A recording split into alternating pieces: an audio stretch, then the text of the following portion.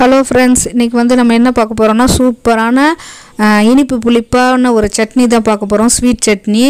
இது வந்து நம்ம பேரிச்சம்பழத்தை வச்சு செய்ய போகிறோம். பேரிச்சம்பழம் சில பேருக்கு பிடிக்காது, குழந்தைங்களுக்கு கொடுத்தா சாப்பிடாதுங்க. இன்னொன்று வந்து சில பேருக்கு பல்லு வலிக்கும், பெரியவங்களுக்கு குழந்தைங்களுக்குமே பல்லு வலிக்கும். அது மாதிரி வலிக்காமல் நம்ம வந்து இதை வந்து நல்லா ஒரு ப்ரெட்டு சப்பாத்தி கூட சாப்பிட்லாம். இப்போ நம்ம ஒரு அரை கிளாஸ் தண்ணி ஊற்றிட்டு பேரிச்சம்பழத்தை கொட்டையெல்லாம் எடுத்துட்டு அந்த விதைகள்லாம் எடுத்துட்டு போட்டுட்டு கொஞ்சம் நேரம் விட்டுருங்க. இதோட வந்து நம்ம ஒரு எலுமிச்சை அளவு புளி நல்லா திக்காக கரைச்சி வடிகட்டிட்டு இதோட சேர்த்து நல்லா வேகட்டும். ரெண்டும் நல்லா சேர்ந்து நல்லா வெந்து வரட்டும். இந்த சட்னி நம்ம வந்து சப்பாத்திக்கு அப்படியே ஸ்ப்ரெட் பண்ணி கொடுக்கலாம், ப்ரெட்டில் ஸ்ப்ரெட் பண்ணி கொடுக்கலாம்.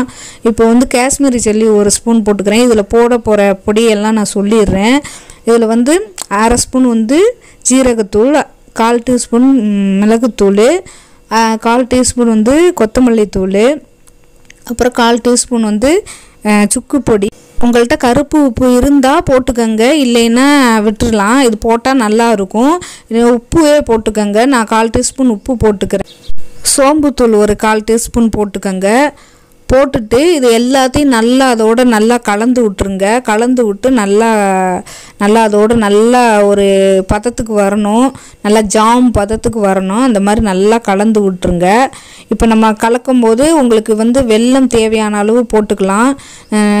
நீங்கள் சுகர் சேர்க்குறதுனால சேர்த்து போட்டுக்கிறலாம். இதில் வெல்லம் சேர்த்தா தான் ரொம்ப நல்லாயிருக்கும்.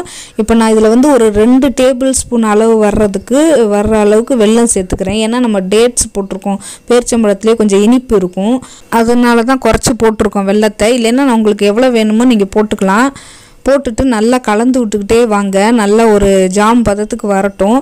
வந்த பிறகு நல்லா இறுகி வரும். வந்தோடனே கொஞ்சம் நேரம் ஆற விட்டு நம்ம வந்து மிக்சியில் போட்டு நல்லா அரைச்சிடலாம். நல்லா அரைச்சிட்டு எடுத்து ஒரு பாட்டிலில் வச்சுக்கோங்க. இதை நீங்கள் வந்து குழந்தைங்களுக்கு சப்பாத்தியோ ஒரு பூரியோ இல்லை ஒரு தோசையோ இல்லை ப்ரெட்டோ நீங்கள் வந்து கொடுக்கும்போது அதில் நல்லா தடவி நீங்கள் கொடுத்தீங்கன்னா அழகாக சாப்பிட்ருவாங்க. இல்லை நீங்கள் ஒரு ஸ்பூன் கூட நீங்கள் குழந்தைங்களுக்கு கொடுக்கலாம், ஈஸியாக சாப்பிட்ருவாங்க. ரொம்ப சூப்பராக வந்து குழந்தைங்களுக்கு வந்து சேர்ந்துடும் அந்த சத்து. இது வந்து இந்த சம்சா, இந்த ஸ்நாக்ஸ் ஐட்டத்துக்கும் தொட்டு சாப்பிட்லாம். சிப்ஸு ஸ்நாக்ஸ் ஐட்டத்துக்கும் ஈஸியாக தொட்டு சாப்பிட்லாம். ரொம்ப சூப்பராக இருக்கும். இந்த வீடியோ பிடிச்சிருந்தால் லைக் பண்ணுங்கள், ஷேர் பண்ணுங்கள், சப்ஸ்கிரைப் பண்ணுங்கள். பக்கத்தில் இருக்க பெல் ஐக்கானை கிளிக் பண்ணி வச்சுக்கோங்க. அப்போ தான் நான் போடக்கூடிய வீடியோ உடனுக்குடன் வரும்.